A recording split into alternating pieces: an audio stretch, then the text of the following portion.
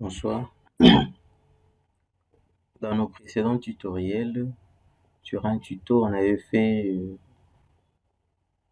l'étude d'un silo cylindrique et rectangulaire. Il y avait des questions. Un follower m'a posé les questions pour savoir quels sont les critères pour la vérification de la tôle. C'est une question qu'une personne avait posée. Peut-être que c'est la préoccupation de plus d'un d'entre vous.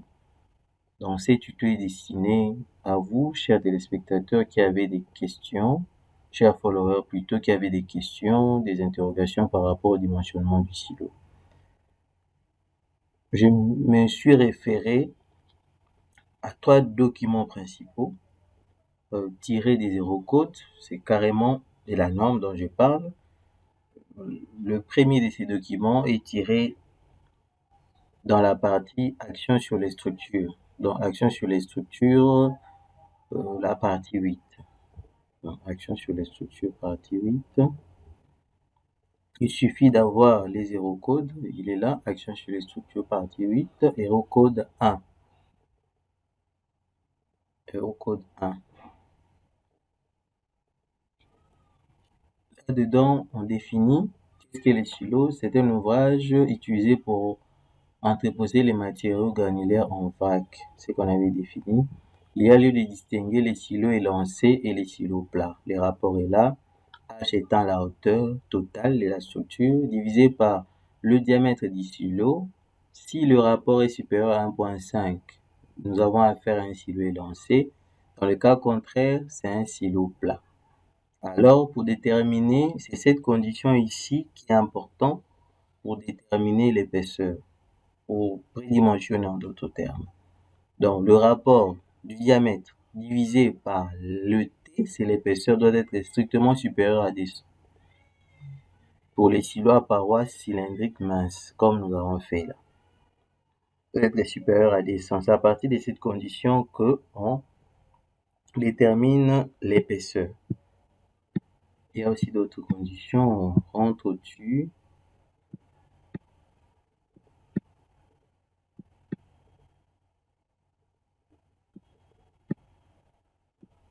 Ok, nous sommes là. Il y a les limitations géométriques à respecter. Telles que les limites géométriques, H sur DC doit être supérieur à 10. Le H, donc c'est-à-dire la hauteur totale de notre silo, doit être strictement inférieur à 100 mètres. Et le diamètre intérieur, le diamètre de notre silo, doit être strictement inférieur à 50 mètres. Strictement inférieur à 50 mètres. Ça, c'est des conditions en rapport avec les dimensions. Il y a aussi d'autres conditions en fonction des matériaux ensilés. Concernant les autres vérifications, nous allons dans les documents ci-dessous, pression sur le paroi. Nous allons ici. Il s'agit, on rentre au début, que vous voyez, calcul des structures en acier. Donc ça, c'est les Eurocode 3, partie 4, 1, silo, réservoir et canalisation. Concernant les silos, ici, il s'agit de connaître les différentes vérifications à faire. Nous allons en parler. D'une manière générale, en construction métallique, on fait des vérifications. La résistance structurale et l'aptitude au service. Résistance structurale, il s'agit de déterminer si l'élément est résistant face aux sollicitations. Et la deuxième condition, il s'agit de voir les paramètres de déformation. En d'autres termes, la flèche.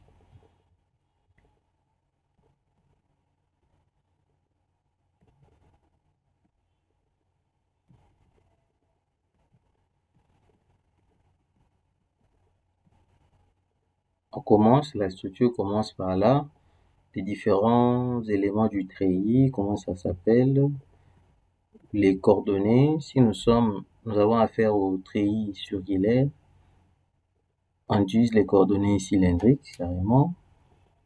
Z étant la hauteur, R étant le rayon, coordonnées radiales, θ, c'est notre coordonnée circonférentielle.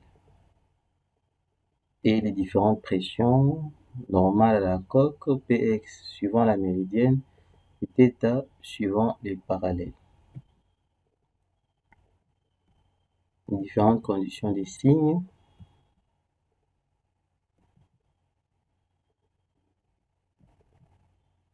Base des calculs, les différentes sollicitations, actions et influences et l'environnement. Il y a l'action du vent que nous devons évaluer. Il y a les combinaisons des pressions des matières avec d'autres actions. Propriétés des matériaux.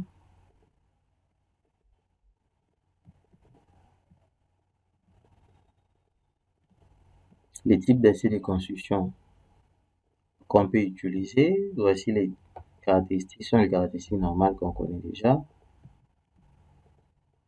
Les différentes nuances à utiliser pour le type de tôle, ce sont les nuances déjà connues. Nous avons S235, S275, S325 avec leurs caractéristiques, limite d'élasticité et la résistance ultime à l'attraction. Voici la condition pour la vérification dont on parlait. Pour chaque état limite approprié, il convient que le dimensionnement satisfasse la condition suivante. S et R représentent tout paramètre approprié. Ça, ce sont les sollicitations. Ça doit être inférieur à la résistance de l'élément.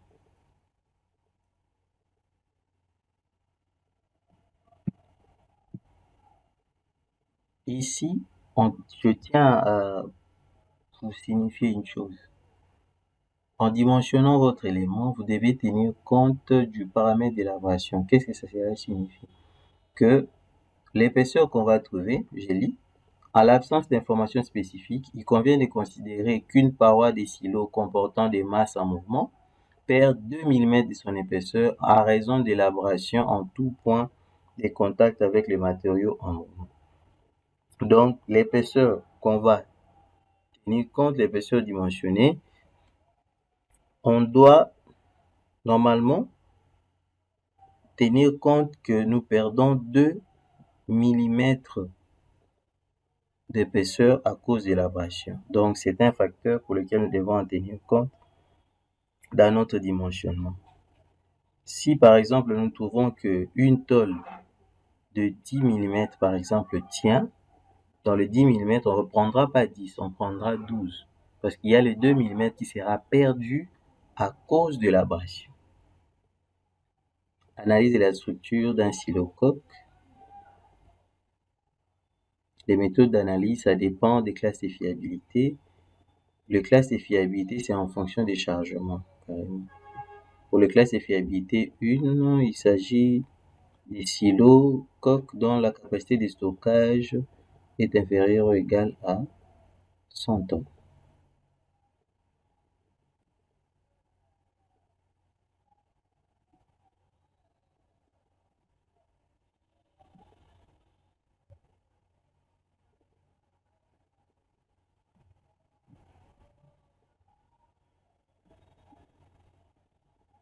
Ok, nous sommes là. Concernant le calcul des parois cylindriques, d'une manière générale, le calcul des parois, il y a 4 états limites à vérifier.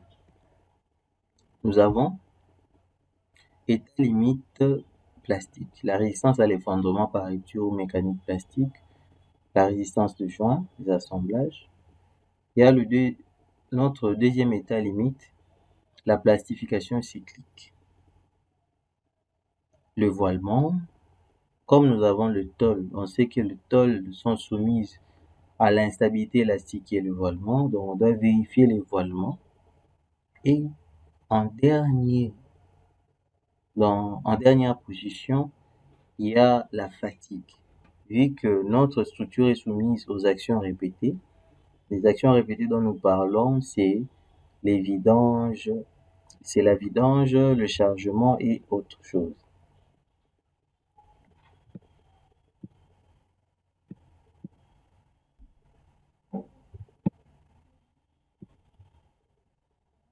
Résistance et parois cylindriques.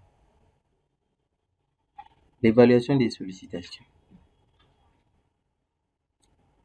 Lorsqu'on utilise une analyse par théorie des membranes, les champs bidimensionnels NXT sont comme tels. Je rappelle, pour le calcul d'une structure en coque, il y a deux théories. Il y a la théorie membranaire et il y a la théorie flexionnelle. La théorie membranaire suppose que l'élément est soumis seulement aux efforts axiaux,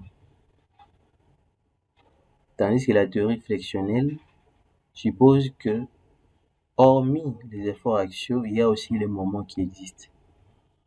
Mais il y a des toutes vérifications, qui veut dire, dans la théorie membranaire, il y a quand même une petite flexion qui existe seulement au point de jonction, c'est-à-dire au point de jonction entre notre silo, la partie cylindrique et la partie conique.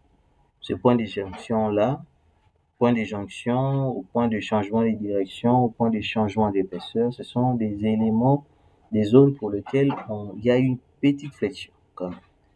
Donc, il y a des notions pour notre silo cylindrique. Il y a des hypothèses simplificatrices qui permettent de le calculer comme un élément. Il convient de le calculer selon la théorie membranaire.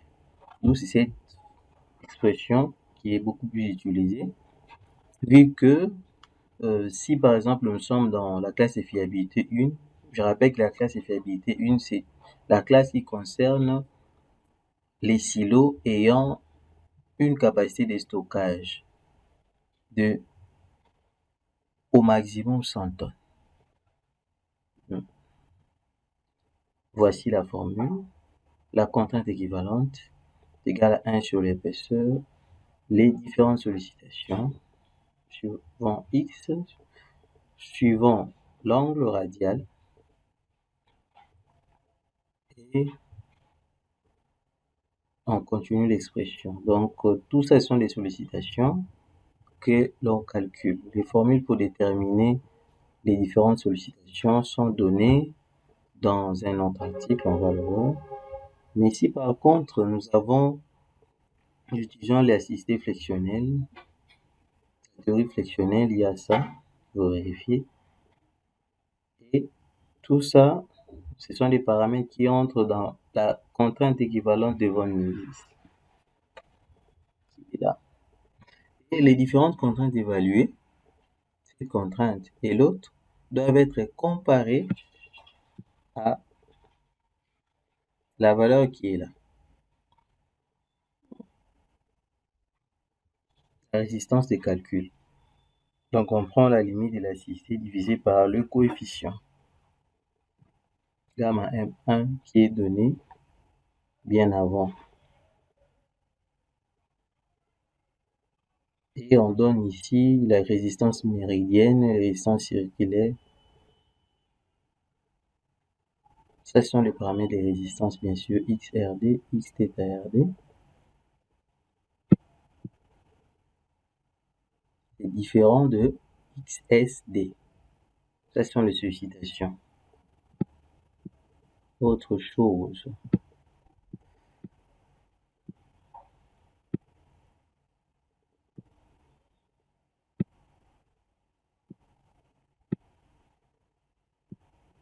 Limite équilibre plastique. C'est ce qu'on vient de voir par ça. Vous voyez, à chaque point de la structure, il convient que le contrainte des calculs satisfasse la condition. Ça, il faut le retenir. Notre condition primordiale, c'est ça. Je vais faire une capture de ça.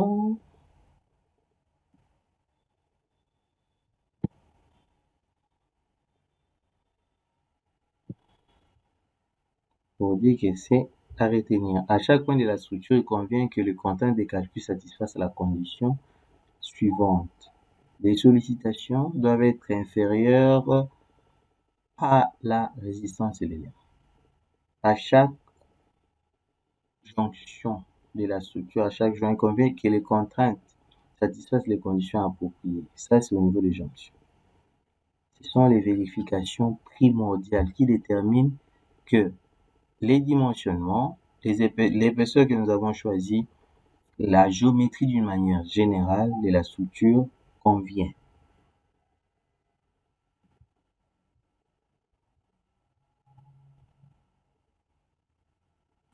Autre vérification, voilement sous compression axiale.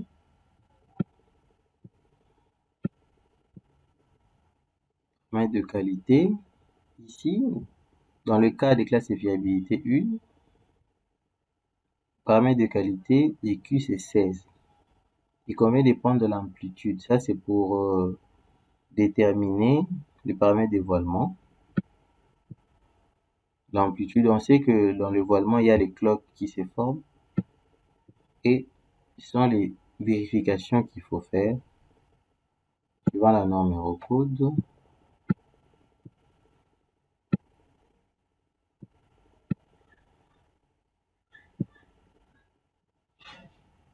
Il convient de calculer la contrainte de voilement critique. Lorsqu'on calcule la contrainte de voilement, on la compare toujours avec la contrainte de voilement critique. Et voici l'exemple. La formule directe, ce n'est pas long. 0,605 et module d'élasticité qu'on a donné là, 200 000 mégapascales, l'épaisseur sur le rayon. Il convient de calculer les contraintes de voilement caractéristiques au moyen de la valeur appropriée de alpha donnée précédemment de la façon suivante. Comme ça, et les autres vérifications.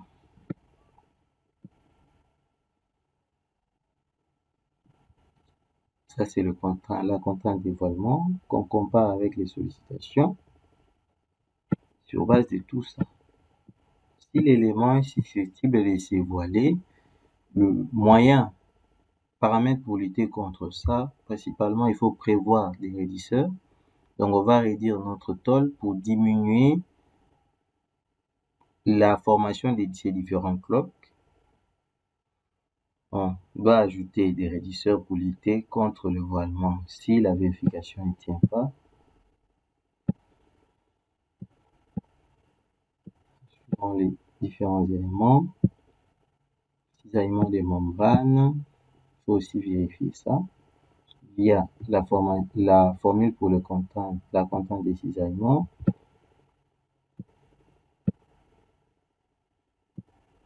Concernant la fatigue, on dit pour les silos de classe de fiabilité 3, on respecte les dispositions.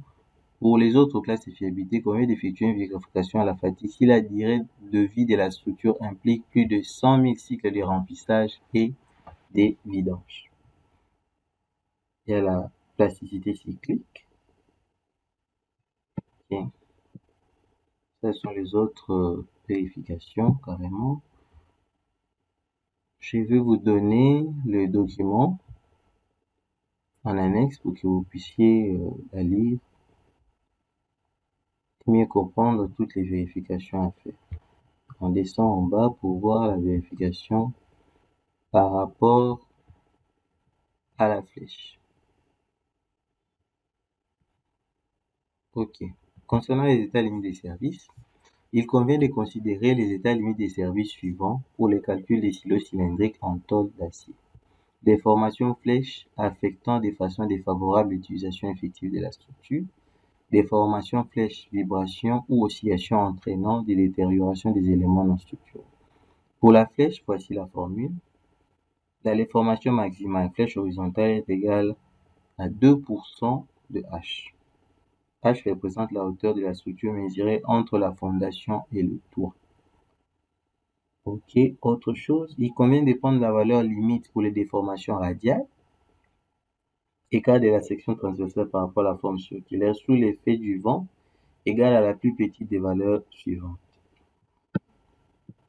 entre les deux. Maintenant, ici, je tiens à fixer une chose. Il serait préférable pour les calculs de la tôle ainsi que du silo en soi, sans compter le paramètre, le support, c'est-à-dire le support, poteau, contreventement, poutre annulaire et autres. Là, à travers le logiciel, on peut tout calculer, avoir les sollicitations, vérifier même la résistance et les déformations, ça peut t'aider.